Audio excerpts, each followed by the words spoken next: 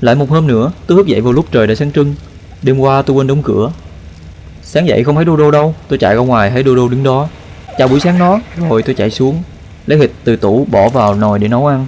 Bật lửa lên, tôi chạy qua bàn Fabi xem đã đủ polymer chế lò nung công nghiệp chưa, còn thiếu thủy tinh, sắt và dầu. Tôi chạy ra leo lên vessel của tôi, bay hẳn lên cao, đi đến ngọn núi phía trước.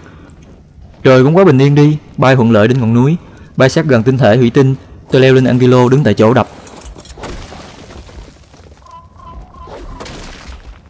Chỉ đứng một chỗ mà đập nặng hết cả người, quá tải trọng, tôi cũng vứt bỏ hết số đá trong người. Vẫn quá tải, Wiggle không thể nhúc nhích nổi.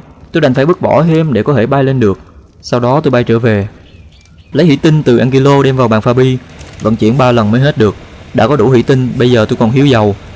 Chạy qua bàn chế tạo xem có thể chế được cái yên cho con Wiggle còn lại không, thì cũng còn thiếu chút ngọc trai trắng. Vậy tôi buộc phải đi biển một chuyến rồi. Tôi xuống thuyền bơi vào trong bờ. Đứng trên bờ tôi mặc bộ đồ lặn vào người, chạy ra chỗ con cá sấu. Không biết nó bị sao mà đuôi nó bị gãy cong hẳn lên. Thấy vậy tôi phải ra tay chữa trị cho nó.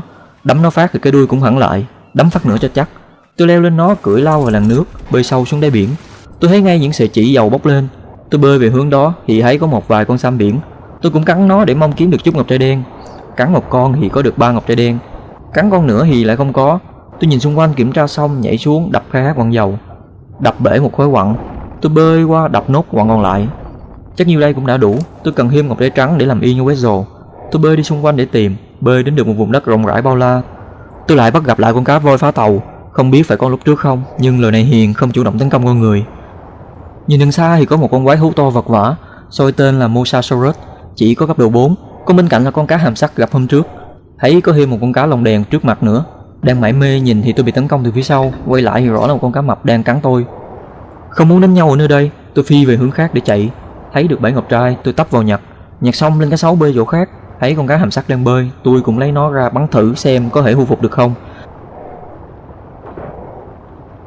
Đang bắn thì bị một luồng điện mạnh truyền vào người, nhìn lại thì là cả bầy lương điện. Thấy đông quá, tôi bơi chạy lên mặt nước. Bơi một khoảng tôi lại lặn xuống tìm ngọc trai. Đang loay hay nhặt thì tôi lại bị tiếp một luồng điện mạnh giật tung người khi đang đứng ở ngoài. Tôi bị giật đến tê dại, chiếc bình dưỡng khí mỏng manh của tôi đã bể nát.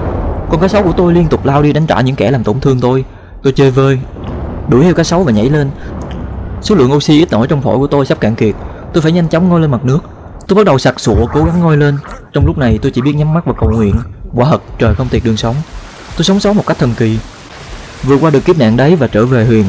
Bỏ nguyên liệu tôi tìm được vào máy Fabi, sau đấy gửi Wiggle bay ra lò nung để lấy sắt và vận chuyển sắt về thuyền. Tôi cưỡi đại bàng để chở sắt từng đợt trở về thuyền rồi lại ra lấy tiếp. Cứ đi như vậy nhiều lần. Tôi về bằng đường khác thì thấy một con raptor trong đội đang bị vướng ở lại một cái gốc cây. Tôi gấp nó lên mang đi tìm đội của nó. Đi vài vòng nhưng không thấy. Tôi đành thả nó xuống. Bằng một cách thần kỳ nào đó, nó tự định hướng để chạy về bầy của nó. Đã ổn, tôi quay trở về. Về ngang ngọn đồi, bên dưới gốc cây là một cái tàn tích. Tôi đáp xuống tìm hòm đồ. Mở ra thì được một quyển sổ để thông tin của một con rất to. Tôi nhớ tôi đã từng bắt gặp nó ở đâu đấy mà tôi không nhớ. Dựa theo hình vẽ là nó có thể lắp yên lên để cưỡi. Thú vị đấy, tôi cất nó rồi bay tiếp. Về thuyền, tôi lấy sắt từ người đại bàng và bỏ tất cả vào lò. Đủ nguyên liệu tôi chế tạo cái lò nung công nghiệp. Lấy nó ra rồi sang bàn chế tạo để lấy yên của Wiggle. Tôi chạy ra để lắp yên cho nó. Con này có vẻ tải trọng sẽ rất cao. Tôi bay về hướng lò nung. Trong một phút vô tri tôi không biết làm gì. Tôi cưỡi robot bay lên cao để xem vị trí có thể đặt lò nung. Bay xuống thấy con khủng long nhỏ ăn hiếp tôi lúc mới đến hòn đảo. Mổ nó phát nó văng ra xa. Tôi chạy vào máy Fabi lấy ít quặng sắt mang sang bàn Smithy để chế tạo một số đồ bằng sắt. Tôi chế một ít trụ cột bằng sắt, chủ yếu là sàn tam giác và một cái dốc lên xuống. Chế xong tôi đem lên trên đồi nhỏ, chọn vị trí ổn áp chút để đặt ra. Tôi đặt từng mảng sàn đầu tiên. Đến giới hạn kết nối, tôi đặt thêm trụ ra để chống đỡ. Cứ thế tôi xây một cái nền hình đa giác, kéo cầu thang dài xuống, đặt tạm hai cái dốc. Mọi thứ chỉ là để đặt tạm. Khi nào có đủ số lượng sắt ổn định tôi sẽ xây lại sau. Cạnh ngay ngắn ở giữa, tôi đặt lò nung ra. Không vừa ý tôi nhặt nó lên đổi góc khác để đặt cho chuẩn xác. Sau 7749 lần nhắm cả hai mắt để canh, thấy chính xác tôi đặt nó ra. Tôi trở về thuyền lấy dầu và da từ bàn chế tạo, chạy sang máy Fabi lấy thêm một bình xăng, ít dầu và ít da nữa. Một bình xăng để bật lò nung lớn lên, dầu và da là để nấu thêm được mớ xăng duy trì mới. Tôi qua lò nung cũ lấy toàn bộ đồ ra, gồm gỗ, quặng sắt và than, phá hủy tất cả lò nung cũ để lấy lại nguyên liệu. Nhét đồ vào con robot của tôi mang ra lò nung mới, nhét tất cả vào lò nung. Kiểm tra thì đã nấu được 80 bình xăng từ dầu và da lúc nãy. Tôi trở lại phá nốt lò nung cũ và nhặt hết than để đó và chờ dịp làm hút súng. Cất hết than vào tủ gỗ, tôi trở về thuyền. Trời mưa tầm tã. Tôi đứng học cái cổng và cửa bằng sắt để xuống tìm bẫy bắt một con cá mõm sắt. Tôi chắc chắn là với cái hàm sắc đặc biệt của nó thì có thể sẽ có hiệu quả trong việc gì đó. Nếu không có tác dụng, tôi sẽ dùng nó để cạp đầu con đô đô. Học xong, tôi cưỡi đậy bàn bay lên lò nung để lấy sắt, bỏ qua người đậy bàn để chế cái cổng. Không đủ sắt, tôi qua tủ gỗ để lấy tiếp sắt để chế 4 cái cổng và 2 cái cửa bằng sắt. Chế xong, tôi lấy qua người tôi, bay về thuyền. Trời thì cứ âm u, nghĩ đến cảnh phải xuống biển thì thật sự lạnh lẽo. Tôi đến vị trí của cá sấu, mặc đồ lặn của tôi đã sửa chữa và chế thêm một cái dự phòng trước đó. Leo lên cá sấu và lao vào lòng biển lạnh tanh kia. Tôi lặn sâu xuống biển, thấy bể ngọc trai tôi nhặt lấy ngặt để. Bơi thì thấy một loài gì đó trông như là bò cạp, chắc là bò cạp biển. Tôi cắn nó thì nó cắn lại và gây nọc độc cho tôi, cắn hạ nó. Cạp trúng xác của 2 con một lúc thì được tận 15 ngọc trai đen, cắn thêm vài con nữa thì không thấy con nào khác nữa.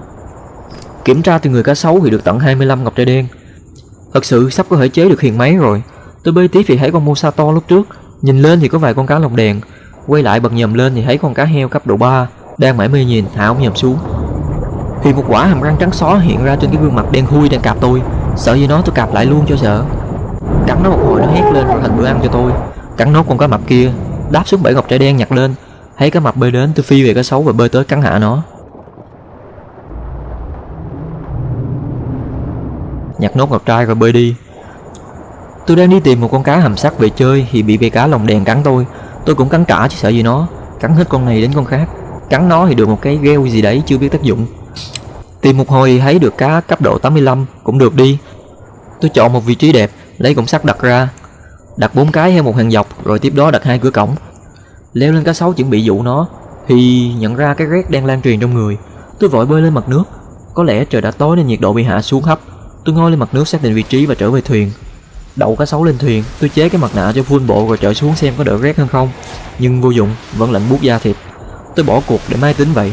Tôi lên thuyền mặc lại bộ giáp sắt, tắt máy pha bi cho đỡ ồn, đem cái mặt nạ gần hỏng bỏ vào bàn để sửa chữa nhưng không còn sắt. Thôi để tạm đó. Tôi leo lên tầng. Con cá sấu cứ chắn ngang đường tôi, cưỡi nó lên tầng, vút đuốc vào người nó thì gãy luôn cây đuốc. Tôi vào phòng, lên giường và ngủ luôn. Hôm nay đã quá mệt mỏi rồi, mọi chuyện để ngày mai tính. Hôm nay xong rồi.